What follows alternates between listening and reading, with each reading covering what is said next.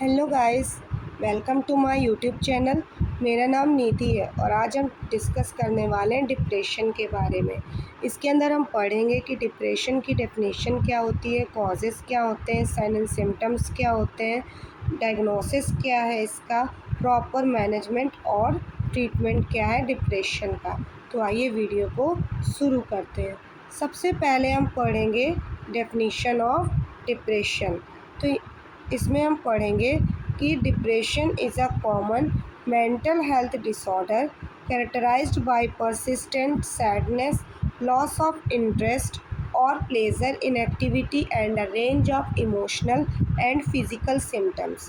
If it affects how a person feels, think and behave, often interfering with the daily life, work, relationships and overall functioning. यानी depression एक common लेकिन serious mental health disorder है जो इंसान के mood, सोचने के तरीके और डेली लाइफ को डीपली इफ़ेक्ट करता है। ये सिर्फ थोड़ी देर का उदास या लो फील करना नहीं होता, बल्कि एक ऐसी कंडीशन है जिसमें सैडनेस, होपलेसनेस और एनर्जी की कमी लंबे समय तक चलती है। इसमें पर्सन अपने फेवरेट एक्टिविटीज़ में इंटरेस्ट लूज़ कर देता है, मोटिवेशन कम हो जाता है और कभी कभी खुद को हाइड करने के भी थॉट्स आ सकते हैं। ये प्रॉब्लम किसी को भी हो सकती है, चाहे वो किसी भी एज या जेंडर का हो। डिप्रेशन बायोलॉजिकल, साइकोलॉजिकल और सोशल फैक्टर्स के कॉम्बिनेशन से होता है। अगर टाइम पर ट्रीटमेंट ना लिया जाए तो ये कंडीशन सीवियर हो सकती है, लेकिन प्रॉपर थेरेपी और मेडिसिन और सपोर्ट से रिकवरी पॉसिबल होती है इसकी। तो आइए आगे पढ़ते हैं। नेक्स्ट हम पढ़ेंगे कॉजेज़ ऑफ डिप्रेशन। तो फर्स्ट कॉज हम पढ़ेंगे बायोलॉजिकल फैक्टर। बायोलॉजिकल फैक्टर्स में हमारा पहला है कि जेनेटिकली यानी फैमिली हिस्ट्री में अगर किसी को डिप्रेशन रहा हो तो हमारे डिप्रेशन होने के चांसेस हमारे नेक्स्ट जनरेशन में ज़्यादा होते हैं। यानी और दूसरा है हमारा न्यूरोकेमिकल इम्बैलेंस, जैसे कि चेंजेस इन ब्रेन केमिकल जैसे कि neurotransmitter like as serotonin, dopamine and norepinephrine. ठीक है। तीसरा है hormonal changes like as such as during pregnancy के टाइम पे या फिर पोस्टपार्टम पीरियड पे, या फिर थायराइड डिसऑर्डर्स हो, या फिर मेनोपॉज जैसी कंडीशन एराइज हो रही हो। नेक्स्ट है हमारा जैसे कि साइकोलॉजिकल फैक्टर में जैसे कि लो सेल्फ एक्सट्रीम, या फिर नेगेटिव थिंकिंग पैटर्न हो, या फिर अनसॉल्व्ड ट्रॉमा और एब्यूज़, या फिर स्ट्रेसफुल लाइफ इवेंट जैसी कंडीशंस एराइज हो रही हो। थर्ड है हमारा सोशल एंड इन्वायरमेंटल फैक्टर्स। इसमें लॉनलीनेस यानी अकेलापन, या फिर लैक ऑफ सपोर्ट, पेशेंट को किसी का सपोर्ट ना हो, फाइनेंशियल प्रॉब्लम हो, या फिर इकोनॉमिकल प्रॉब्लम हो, या फिर बेरोजगारी हो, अनएम्प्लॉयमेंट जैसी कंडीशन हो, या फिर रिलेशनशिप में किसी प्रकार की प्रॉब्लम एराइज हो रही हो। ये कुछ हमारे मेन कॉजेज़ थे जिसकी वजह से हमें डिप्रेशन कॉज करता है। इसमें से हमें कुछ मेडिकल कंडीशंस भी होती हैं, जैसे कि क्रोनिक इलनेस हो गया। क्रोनिक इलनेस में जैसे कि डायबिटीज़ है किसी को, या फिर हार्ट डिसीज़ है। ऐसी बहुत सारी बीमारियां हैं जिनकी वजह से व्यक्ति को डिप्रेशन कॉज कर जाता है। आइए अब पढ़ते हैं। नेक्स्ट हम पढ़ेंगे टाइप्स ऑफ डिप्रेशन के कितने टाइप्स होते हैं। तो हम टोटल 5 टाइप का डिप्रेशन पढ़ते हैं। फर्स्ट टाइप है हमारा मेजर डिप्रेसिव डिसऑर्डर। इसके अंदर हम पढ़ेंगे जैसे कि कुछ सीवियर सिम्टम्स हैं, जैसे कि लास्टिंग एटलीस्ट 2 वीक्स, जैसे कि सीवियर सिम्टम जो 2 वीक से ज़्यादा चलें। सेकंड टाइप है हमारा परसिस्टेंस डिप्रेसिव डिसऑर्डर, जिसे हम डिसथीमिया भी बोलते हैं। ये माइल्डर सिम्टम होते हैं, लास्टिंग 2 ईयर और मोर, जो कि 2 साल या 2 साल से ज़्यादा तक रहें।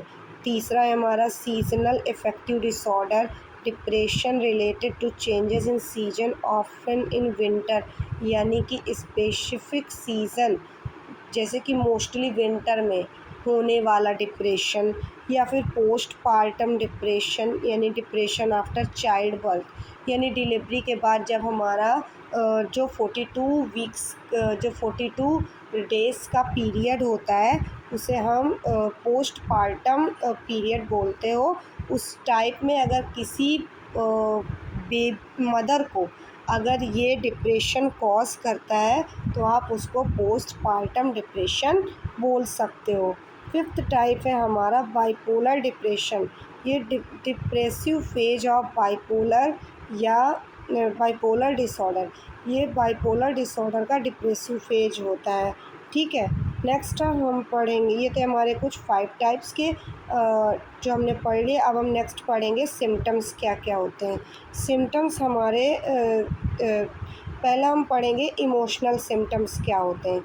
इमोशनल सिम्टम्स में हम पढ़ेंगे जैसे कि हमारा परसिस्टेंट सैडनेस या एम्प्टीनेस या फिर होपलेसनेस, यानी हम सैड रहेंगे, खुद को अकेला फ़ील करेंगे, यानी अपने अंदर खालीपन सा फ़ील करेंगे कि हम अकेले हैं, हमारे अंदर होप की कमी हो जाएगी, होपलेसनेस कम हो जाएगा, हमें किसी प्रकार की मतलब वो नहीं रहेगा कि हम कुछ कर सकते हैं या नहीं कर सकते, या फिर loss of interest in hobbies and pleasurable activities, यानी जो हमारी हॉबीज़ थी उनमें हमारा इंटरेस्ट कम हो जाएगा, या फिर हमें जो एक्टिविटीज़ करने में अच्छा लगता था, यानी जो हमारे इंजॉयबल एक्टिविटीज़ थी उनको करने में हमें प्लेज़र फ़ील नहीं होगा, हमें इरिटेशन या इरिटेबिलिटी कॉज करेगा, हम फ्रस्ट्रेट होंगे और रेस्टलेसनेस फ़ील करेंगे, या फिर हम अपने आप को वर्थलेस फ़ील करेंगे, अपराधी यानी खुद को अपराधी या गिल्टी फ़ील करेंगे, या खुद को शेम्ड फ़ील करेंगे।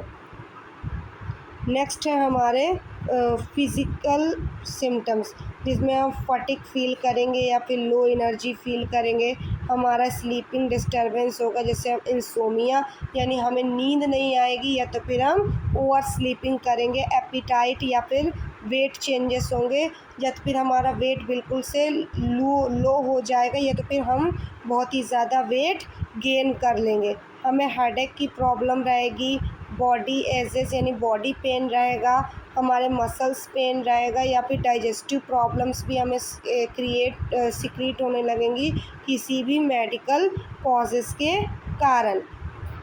थर्ड है हमारा कॉग्निटिव सिम्टम्स।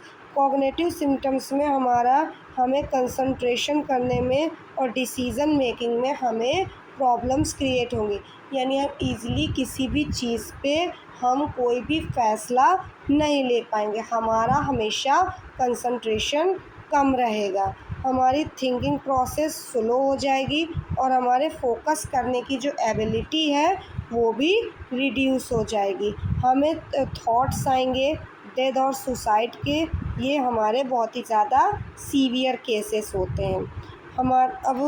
ये थे हमारे कुछ सिम्टम्स। अब हम नेक्स्ट पढ़ेंगे डायग्नोसिस।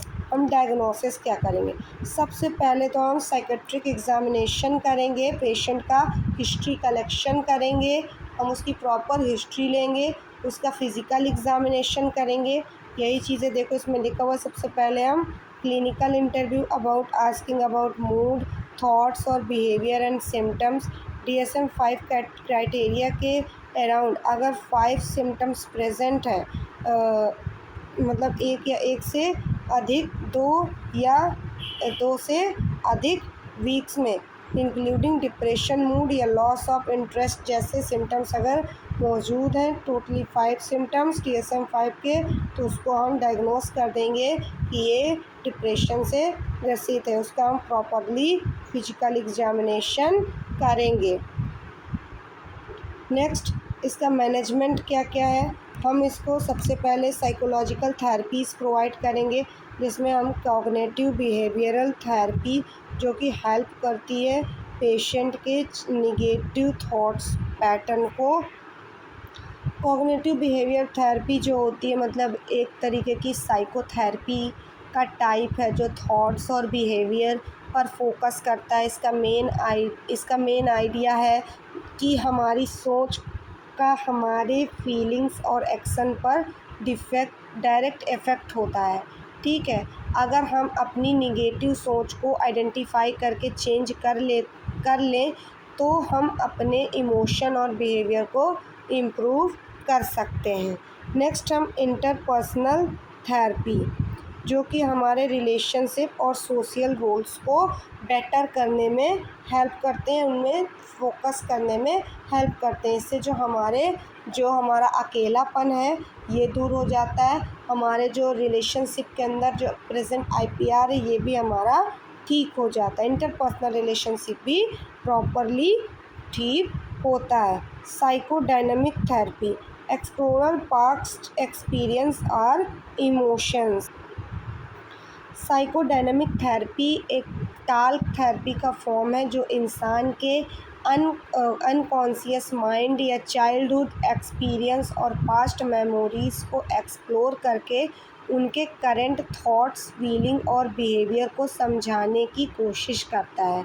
इस थेरेपी का मेन कारण है कि हमारे पास्ट एक्सपीरियंस और अनकॉन्शियस कॉन्फ्लिक्ट हमारे प्रेजेंट इमोशनल प्रॉब्लम्स के मेन सोर्स होते हैं, स्पेशली बचपन के। नेक्स्ट है मेडिकेशन। हम क्या मेडिकेशन प्रोवाइड करेंगे पेशेंट को, यानी इसमें हम एंटी डिप्रेसेंट ड्रग्स प्रोवाइड करेंगे। एंटी डिप्रेसेंट ड्रग में हम जैसे कि कुछ SSRIs मतलब selective serotonin reuptake inhibitors provide करेंगे। ये एक तरीके की ये क्लास के एंटी डिप्रेसेंट मेडिसिन्स होती हैं जो ब्रेन में सेरोटोनिन नाम के केमिकल का लेवल बढ़ाकर यानी मूड को इम्प्रूव करने में हेल्प करती हैं। दूसरा है serotonin non selective reuptake inhibitor, और हम एंटी डिप्रेसेंट ड्रग्स प्रोवाइड करेंगे। नेक्स्ट हम usually prescribe for moderate to severe depression.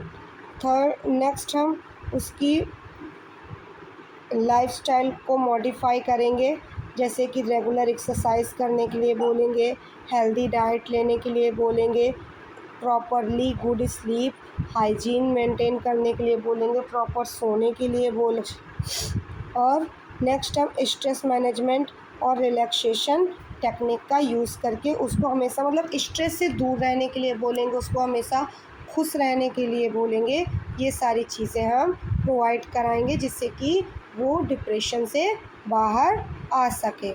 Next इसके कुछ अदर ट्रीटमेंट्स हैं, जैसे कि आप इलेक्ट्रोकन्वल्सिव थेरेपी प्रोवाइड करा सकते हैं अगर उसका डिप्रेशन सीवियर फॉर्म में है। ठीक है, तो आप इसको इलेक्ट्रोकन्वल्सिव थेरेपी प्रोवाइड करा सकते हो। ट्रांसक्रैनियल मैग्नेटिक स्टिमुलेशन थेरेपी प्रोवाइड करा सकते हो या फिर लाइट थेरेपी प्रोवाइड करा सकते हो। अब इसमें से ट्रांसक्रैनियल मैग्नेटिक स्टिमुलेशन थेरेपी क्या होती है ये जानते हैं। ट्रांसक्रैनियल मैग्नेटिक स्टिमुलेशन एक non invasive brain stimulation technique है जिसमें एक मैग्नेटिक फील्ड का यूज़ करके ब्रेन के स्पेसिफिक एरिया को स्टिमुलेट किया जाता है। ये मेनली डिप्रेशन और कुछ अदर मेंटल हेल्थ या न्यूरोलॉजिकल कंडीशन के ट्रीटमेंट के लिए यूज़ किया जाता है या यूज़ होता है जब मेडिसिन्स या साइकोथेरेपी से प्रॉपर इम्प्रूवमेंट नहीं होता है। ठीक है, नेक्स्ट हम पढ़ेंगे लाइट थेरेपी। लाइट थेरेपी जिसे हम फोटोथेरेपी भी कहते हैं, एक ट्रीटमेंट मेथड है जिसमें स्पेशली डिज़ाइंड ब्राइट लाइट का यूज़ करके डिप्रेशन को ट्रीट किया जाता है। इसमें पेशेंट को एक लाइट बॉक्स के सामने बैठाया जाता है जो नेचुरल सनलाइट जैसी ब्राइट लाइट इमिट करता है। ये काम कैसे करता है, जैसे कि विंटर मंथ में ये कम सनलाइट में टाइम पे हमारे बॉडी का बायोलॉजिकल क्लॉक डिस्टर्ब हो जाता है, या फिर सनलाइट की कमी से सेरोटोनिन लेवल कम हो जाता है और मेलेटोनिन हार्मोन का प्रोडक्शन बदल जाता है, जो मूड और स्लीप को अफेक्ट करता है। या फिर लाइट थेरेपी से ब्राइट लाइट डायरेक्ट आइस के थ्रू ब्रेन तक सिग्नल भेजती है, जिससे मूड रेगुलेटिंग केमिकल बैलेंस होते हैं। तो ये हमने जाने कि ये किसे किसे कम करता है। ठीक है, आज की वीडियो में बस इतना ही। अगर आपको ये वीडियो पसंद आई हो तो वीडियो को लाइक करें, चैनल को सब्सक्राइब करें और बेल आइकन को प्रेस करें। Thank you.